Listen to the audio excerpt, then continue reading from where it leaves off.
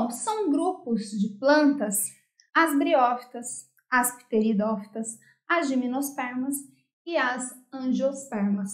Todas elas, pessoal, são ditas plantas embriófitas.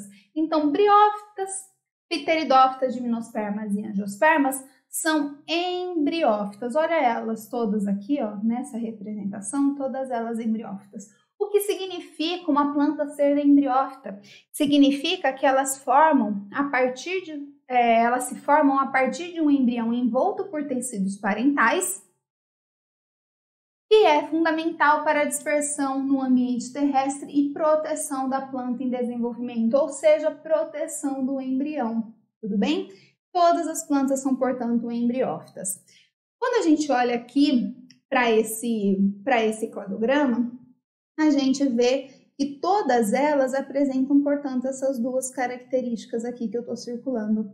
Embrião retido no gametângio feminino, gametângios revestidos por um grupo de células estéreis.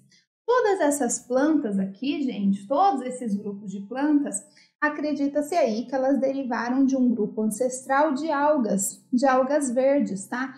Então, grupo ancestral, algas verdes.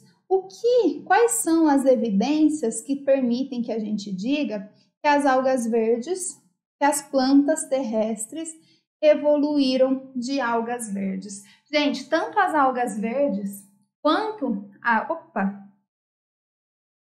Perdão, deixa eu voltar aqui para mim. Tanto as algas verdes quanto as plantas aí, os vegetais aí terrestres, eles apresentam então a parede celular composta majoritariamente por celulose e apresentam como pigmentos fotossintetizantes, principalmente clorofila A e clorofila B.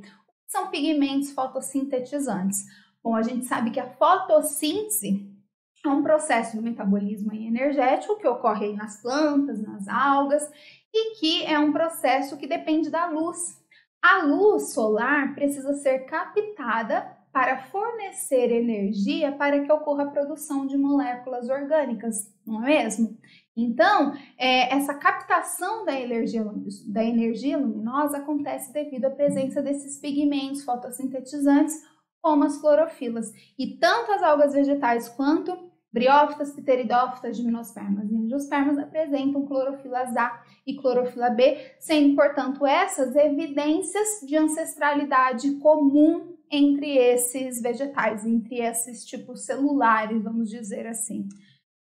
Bom, então olha aqui, temos esses 4 grupos de plantas, todos eles embriófitas, mas a gente consegue falar de outros agrupamentos aí, considerando os 4 grupos de plantas. Por exemplo, pessoal, as briófitas são um grupo de plantas aí que não apresentam vasos condutores de seiva. Elas são chamadas de plantas avasculares, tá? Avasculares ou atraqueófitas, enquanto pteridófitas, gimnospermas e angiospermas apresentam vasos condutores de seiva. São plantas traqueófitas, também chamadas de plantas vasculares. Tudo bem?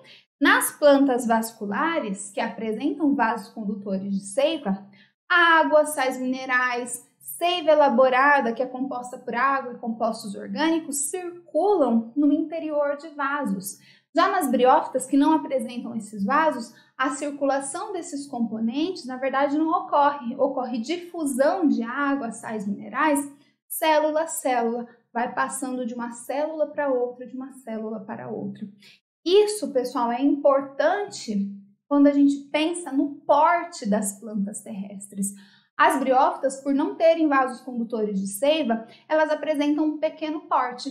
Se o transporte de água e sais minerais, que são absorvidos nos rizóides, já vamos falar disso, são absorvidos ali nos rizóides, eles são transferidos célula a célula, isso pode ocorrer por grandes distâncias? Não pode ocorrer, diferentemente de quando a gente tem vasos condutores desses elementos, tá? Então, aspecto importante da gente discutir.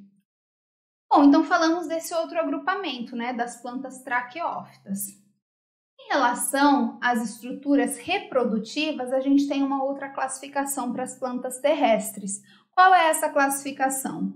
As plantas terrestres, elas podem ser criptógamas ou elas podem ser fanerógamas. São plantas criptógamas aquelas que não apresentam estruturas reprodutivas visíveis. Essas estruturas reprodutíveis, elas ficam presentes como se fossem encríptas, por isso criptógamas. Quais são criptógamas? As briófitas e as pteridófitas, ok? São fanerógamas aquelas plantas, que apresentam estruturas reprodutivas visíveis, tudo bem? São fanerógamas as gimnospermas e as angiospermas. Então, a gente tem todos esses grupamentos. Olhando aqui para essas características que foram surgindo, a gente tem que saber, pessoal, onde localizar cada uma delas, né?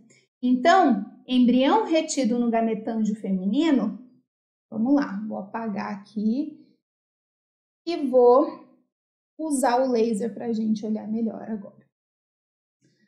Bom, olhando para o embrião retido no gametângio. Essa é uma característica, que está presente antes aqui do ramo que deu origem às briófitas.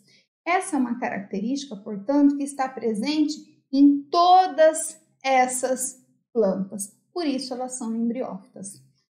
Briófitas não possuem vasos condutores de seiva. Olha onde surgiu o vaso condutor de seiva, xilema e floema. Portanto, com o surgimento desses vasos, a partir disso é que a gente tem pteridófitas, gimnospermas e angiospermas. Por isso que esses grupos são os grupos aí das traqueófitas.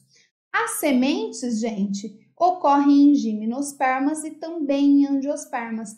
Essas plantas aqui que possuem sementes, elas recebem também uma outra denominação, que é a espermatófita, tá? Gimnospermas e angiospermas são plantas espermatófitas que produzem sementes. Entretanto, a presença de sementes em frutos e a presença de flores é uma característica exclusiva de angiospermas, ou seja, ocorrem apenas em angiospermas. As gimnospermas possuem sementes, só que sementes ditas nuas, que não estão envolvidas ou protegidas por frutos. Preciso saber de cor isso daqui? Precisa, pessoal. Cai na Unicamp, já caiu, é recorrente, não dá para vacilar. Combinado?